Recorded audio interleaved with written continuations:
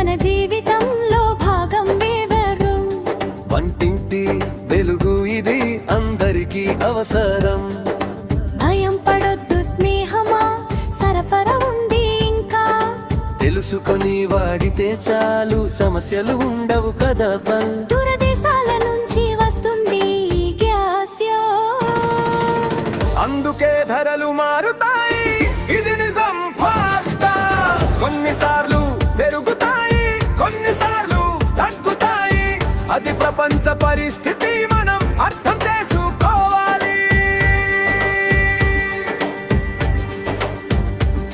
మన దేశంలో సరఫరా ఇంకా ఉంది బాగానే. కొన్ని చోట్ల ఆలస్యం కానీ వస్తుంది నిశ్చయంగా.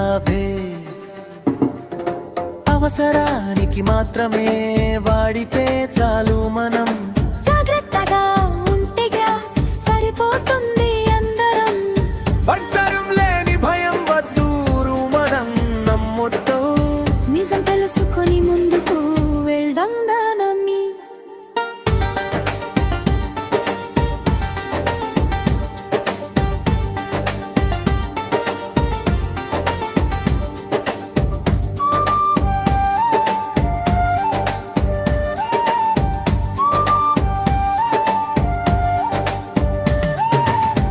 సిలిండర్ మన జీవితంలో భాగమేనా?